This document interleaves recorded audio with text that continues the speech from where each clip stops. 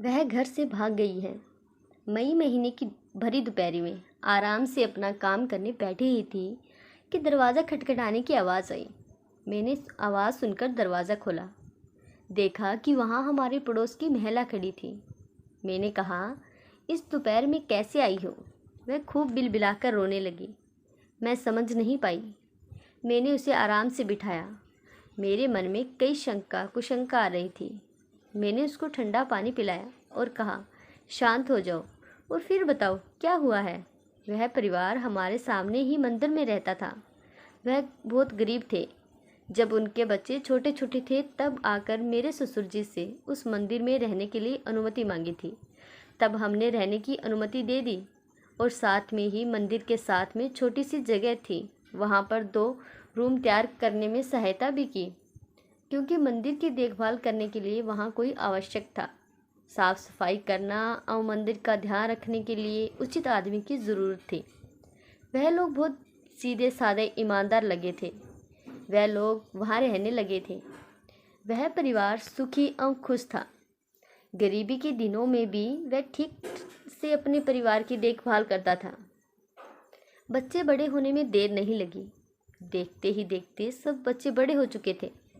एक बिटिया की शादी भी हो चुकी थी।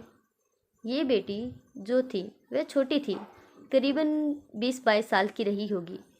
सांवली सलोनी, देखने में सर्वसाधारण ठीक ठाक थी, लेकिन चेहरे पर चमक थी। एकाएक वहाँ कुछ दिनों से दिखाई नहीं दी थी। मैंने कहा, मुझे ठीक से बताओ क्या हुआ है। वह हिचकियाँ लेकर रो रही थी। फिर उसने बताना शुरू किया और कहा कि बेटी कहीं चली गई। मेरे मन में शंका कुशंका आने लगी। फिर वह कहने लगी, बेटी भाग चुकी है। कहाँ? क्या कह रही हो? वह इतनी भोली भाली मासूम सी दिखने वाली लड़की कैसे भाग गई? तो वह बताने लगी कि 8 दिन से लापता है। तो मैंने उससे कहा, 8 दिन से? जब वह लापता है तो पहले क्यों नहीं बताया? वह बोली, बदनामी के डर से। हम चुप रहे और बताने लगी, उसके पिता तो बिल्कुल ध्यान नहीं दे रहे और कहते हैं मेरे लिए वह मर चुकी है। बेटी का सारा सामान उन्होंने कचरा कुंडी में फेंक दिया और सबके सब स्कूल के सर्टिफिकेट भी जला दिए हैं। बहुत गुस्से में बैठे हैं। खाना पीना भी छोड़ दिया है और वह कहते हैं कि मेरे लिए वह मर चुकी है। मेरे सामने उसका नाम मत लो। अब बताओ दीदी, मेरी कोख से जाई है, वह मेरे दिल का टुकड़ा है, मेरी माया, मेरा दुलार है। मैंने उसे बड़े प्यार से नाजों से पाला है। आज तक आपने मेरे लिए बहुत कुछ किया है। अब बस ये भी काम कर दो। मेरी बेटी घर वापस आ जानी चाहिए। वह किसी बड़ी मुश्किल में फंसने से पहले मेरे घर आ जानी चाहिए। उसकी बातें सुनकर मैं पहले ही घबरा गई थी। फिर मैंने मेरे पति को फ़ोन करके पूरी बात बताई।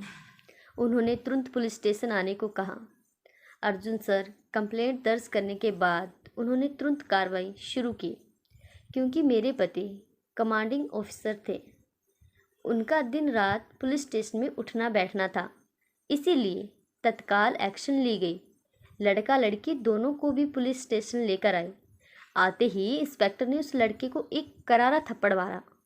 तब वह लड़की तिल मिलाकर कहने लगी, उनको क्यों मार रहे हो? सब गलती सब गुनाह मेरा है। इंस्पेक्टर ने बेटी से कहा, तुमसे गलती हुई है ना, गुनाह हुआ है ना, फिर तुमने ऐसा क्यों किया? रिंकी चुप बैठी रही। अपने माता पिता से ये बात क्यों छुपाई? तुम्हें पता भी है तुमने क्या किया। अपने जन्म देने वाले माँ बाप का भरोसा तोड़ा है।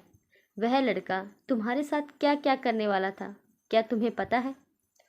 तब भी रिंकी उस लड़के का पक्ष ले रही थी।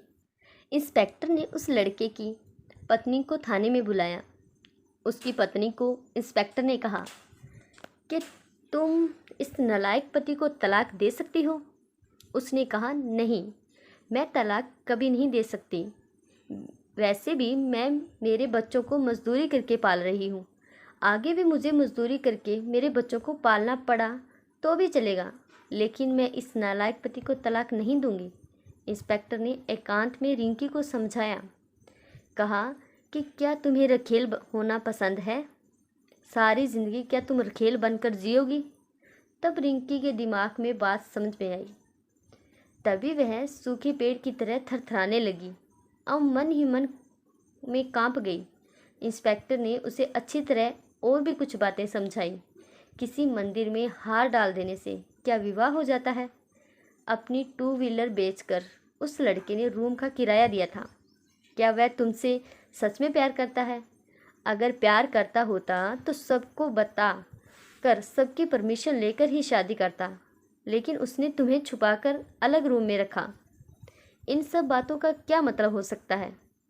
वह तुम्हारा पालन पोषण कैसे करता, या फिर तुम्हारी कमाई पर खाता? हमने पूरी जानकारी निकाली है। वह तुम्हें बेचना चाहता था और आगे भी वह तुम्हारे साथ और भी बुरी तरह तुम्हें इस्तेमाल कर सकता है। अब बताओ तुम्हें क्या करना चाहिए? क्या अब भी तुम उसके साथ रहना पसंद करोगी? ऐसे अनेकों उदाहरण देकर रिंकी की आंखों पर बंधी पट्टी उतारी। एक क्षण में वह प्रेम का नशा उतर चुका था। तुमने ये अच्छा काम नहीं किया, अपने माता पिता को छोड़कर पराये इंसान के साथ जाना पसंद किया। तुम्हारे माता पिता ने बड़े कष्टों से तुम्हें पाला पोसा और तुमने उनके साथ इतना बड़ा विश्वासघात किया। क्या तुम अपने माता पिता के साथ में जाना पसंद करोगी? रिंकी ने सीधे अपने माँ के घर जाना पसंद किया। तुम्हारी वजह से तुम्हारे माता पिता को कितने आंसू बहाने पड़े, तुमने उन्हें कितने दुख में डाल दिया। क्या इसका तुम्हें पश्चाताप है? रिंकी आंसू भरे नैनों से देख रही थी, जैसे इंस्पेक्टर तथा हम दोनों का शुक्रिया अदा कर रही हो। उसे घर लाया गया और अच्छा सा लड़का देखकर उसकी शादी कर दी गई। वह 2 बच्चों की माँ बन चुकी है। सुखी परिवार मिला है। आज वह बहुत खुश है। हमारा बार बार आकर धन्यवाद करती है। अगर वह वही मुश्किल राह पर चली जाती तो उसका क्या होता? कितने मोड़ से गुजरती? ये बात सब युवा पीढ़ी को ध्यान में रखना चाहिए। कोई भी राह चुनने से पहले 10 बार विचार करना चाहिए। पहले घर के लोगों की अनुमति लेकर वह प्रेम विवाह करते हैं तो शायद सफल भी हो सकता है, अन्यथा किसी के फंदे में फंसकर अपना जीवन नरक में डाल देना उचित नहीं है। माता पिता को धोखा देना यानी कि ईश्वर को धोखा देना होता है। वह अपनी ज़िंदगी में कभी खुश नहीं हो पाते। माता पिता कभी बच्चों के दुश्मन नहीं होते। ये बात हर बच्चों को ध्यान में रखना चाहिए। आशा करती हूँ आपको ये कहानी ज़रूर पसंद आई हो। यदि आपको ये कहानी पसंद आए तो इसे लाइक और शेयर ज़रूर करें। ऐसी ही पारिवारिक कहानियाँ रोज़ सुनने के लिए प्लीज़ इस चैनल को सब्सक्राइब ज़रूर कर लीजिएगा। कहानी को पूरा सुनने के लिए आपका बहुत बहुत धन्यवाद।